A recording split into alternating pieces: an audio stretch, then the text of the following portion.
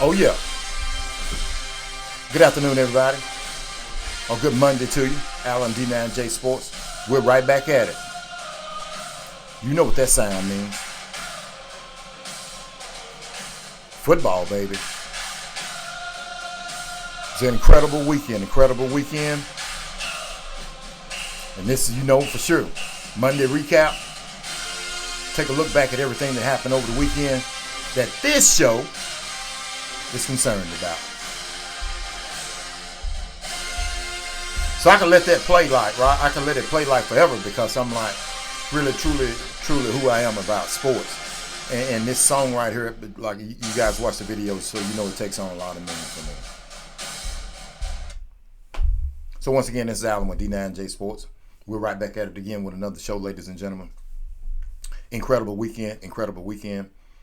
And for everybody out there who's a subscriber, hey man, appreciate it for all you guys out there, guys and girls who've been watching the videos, hitting the like button, sharing the videos, and that's key too. I know that you guys share the videos with your friends, especially this weekend about our reunion and the football game and everything that transpired there. I really appreciate it here at D9J Sports, and for all of you who haven't subscribed, hopefully someday that you will come in and say, hey man, we're gonna become a part of this community, the sports community. And we base our show on stuff that's around the 4-9, but here recently we've been kind of expanding out, and that's how football does, man. It does you like that. And sports in general, it does you like that. So without further ado, because I know you just hit that like and subscribe button, let's get into it. So let's start off with the Jasper Bulldogs. The Jasper Bulldogs taking on the Silsbee Tigers in one of the oldest rivalries in Texas high school football. Ladies and gentlemen, I'm here to tell you for the last 3 seasons, it's getting to the point where it isn't a rivalry, because for it to be a rivalry, both teams have to win. And for the 3rd time, the Silsbee Tigers will beat the Jasper Bulldogs. 3 years ago, they beat the Jasper Bulldogs in Jasper Bulldog Stadium, or as you guys know, I call it the Big House. Then they went down to Silsbee last season, and you know, fans from Jasper said, hey, we're gonna make up for it. And it was an exciting game, but we still came up short. And each and every game is the same way like this game. It was back and forth, ladies and gentlemen. It was back and forth. And let's be honest, if you were at the football game, nobody was playing defense.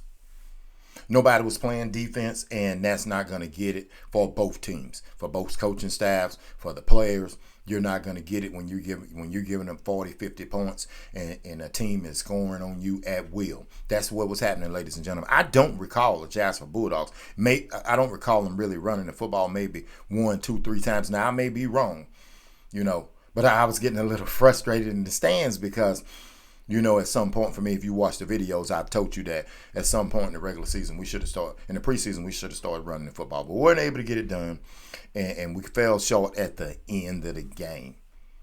So you got to give kudos out to the Silsbee Tigers. The Silsbee Tigers last week had came off of a blowout loss to the West Orange Stark Mustangs. So you're thinking, they're going to go down and they came to play football. That's what it was. And you remember what I told you, that it doesn't matter what the records of the teams are. When these two teams get together, it's going to be something tough. It's going to be tough for you to just go out there and dominate another team.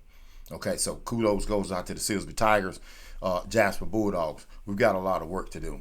I will give some more credit I want to give credit to the 2 quarterbacks of the teams. All right, Moser down there from Silsbee. This is a big kid. He's a big kid, and he was toting that football. He was running the ball and taking guys on. So if you look back at some of my videos when I kind of critiqued Isaiah as he was coming along, I was telling him, hey, at some point as a quarterback, to get your team behind you, you need to just take a defender on and don't try to shake him up. You know what I mean by shake him up, or as a young kid say, broke his ankles, bro. No, don't break his ankles. Bring it to him in the first quarter. Take him on. Second quarter, bring it to him. Third quarter, give him just a little bit. Then in the fourth quarter, that's when you use your move to accelerate and go for the end zone. So this young man done exactly that. That's what he done. Isaiah Coleman, yeah, hey, he was balling out. Since they played the West Orange Stark Mustangs, this young man has been launching that football. He's been launching the football. Okay, so he's doing an incredible job. So kudos goes out to him. I know that he wants to As far as I think he probably wants to try to play quarterback. I know he's visited Colorado and he's visited A&M, but for me, it's just a critiquer, and I know the kid, so and his parents, so don't freak out when I tell you this. I would like to see him. It's not my kid, but I'd like to see him if he's going to try to play quarterback in college. I would like to see him go to maybe a JUCO or something and get a little bit more development, because it's a big time business now in college football, and when you go out there, if you're playing on a smaller level like we're playing on in the district that we're playing on, although it's a good district. There's a lot goes into it, and there's some fundamental things that I think that we can clean up, or he can clean up. Do I think that he can do it? Of course I do. Of course I do. But wherever he chooses to go at, wherever God blesses him to get him a scholarship to, then great. Then great. And if he's not going to go to a JUCO, I'd like to see him play some cornerback because he has some speed. Okay? So let's keep this thing going. Let's keep it going. College football this weekend, ladies and gentlemen, has some exciting games. I'm going to talk to you a little bit about the Georgia Bulldogs and Florida. So that's another one of those things, man. When you're playing rivalry games like that, man, the Florida, they came out to play, but the Georgia Bulldogs proved that they were resilient. When their quarterback is throwing interceptions, and I'm going to tell him, young man, you may drive a Lamborghini to class with that NIL deal paying you like that, but it won't be for long, okay, because you're throwing 3 interceptions. In your last couple, you threw 3 picks against Texas. You threw 3 picks the other night. That's not going to get it done, and that's not what Coach Kirby Smart is looking for. So you need to clean that up. Now, my odds-on favorite for me, I think that the Georgia Bulldogs are going, in the end, are gonna pull it out when it's all said and done. Now, I know that those undefeated Miami Hurricanes and Cam Ward, the Canes are back, ladies and gentlemen. The Canes are back. And that young man, he's balling. He's balling. So that's going to be interesting now. So the one thing I got to make sure I get this out of the way. I don't know the kid name, and I apologize, but did you see the high school kid who scored the touchdown and stood on his head, and it went viral? Now you've got pro players doing it, and they're doing it, and it's exciting, man. So they threw a flag on the kid in high school. Don't know why, but some of the pro players tried to do it. Amon-Ra St. Brown, the wide receiver for the Detroit Lions, actually done it the best because he actually took his time and he came down. He came down parallel. So that was a great one right there. And I called my kid Alex and say, man, did you see that, man? It was so funny. So great celebration. But hey, most of you youngsters out there now, don't copycat. I know you're gonna have flag after flag. Coaches are gonna get you guys for trying to come up with new celebrations. Okay. All right. Now you've hit that like and subscribe button. Let's get on to the next topic, ladies and gentlemen. The next topic, I'm not going to be long on it. You know where we're going. We're going to Bizarro World, the Dallas Cowboys. For those of you, I got a couple of people hit me and say, hey, man, why you didn't do the Drive Me Crazy video? Because if you're a Cowboy fan, they've already. And this is our show, so don't anybody freak out when I say this. The reason why we didn't do it, the Driving Me Crazy video, because the Cowboy fans have already got sent to the asylum, dog. So that's why I didn't do it, because they really are a dumpster fire, man. And I'm not going to sit here and tell you that they need to fire the coach, whether you like that or not. I'm not going to tell you that. Not my place to tell you that, man, whether he needs to get his job, get fired. But hey, on the other side of it, coaches get hired and fired. That's just how it is. If they let Belichick go, what they tell you? They let Pete Carroll go, what they tell you? But my issue with the Dallas Cowboys is the same issue that you hear me talk about all of the time. The players do a lot of talking, and I'm not talking about the players who are non-factors. Mike and them. Did you see the podcast? When Michael had his podcast, I think it was him and CD asking about, and it was just off the rip, right? They asked who were top 5, top 10 quarterbacks, but they didn't mention their quarterback. Come on, man. That's one of those things where you don't have, you got to put your quarterback up there.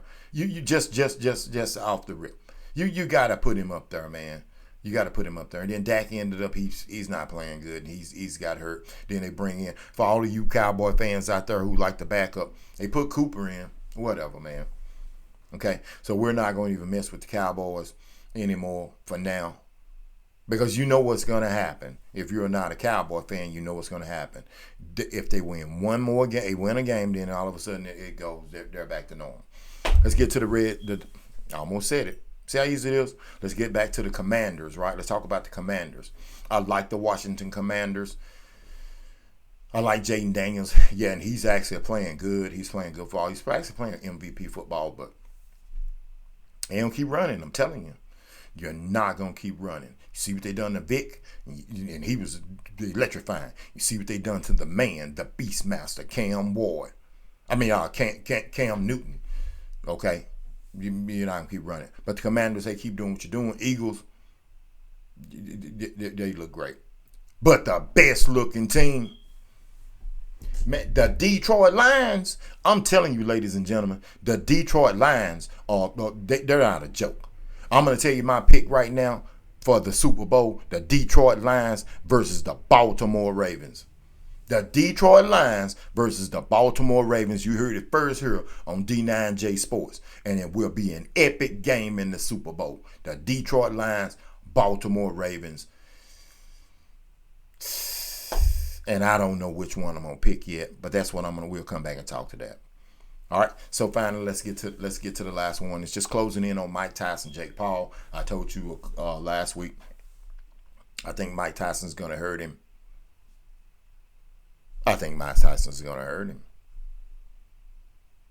And what we're going to do, we're going to come back at the end of the week, and we're going to start building that thing up, because there's like a little bit over a week out for that. We're going to build that up, and we're going to get into it. And finally, ladies and gentlemen, before I go, I want to tell you,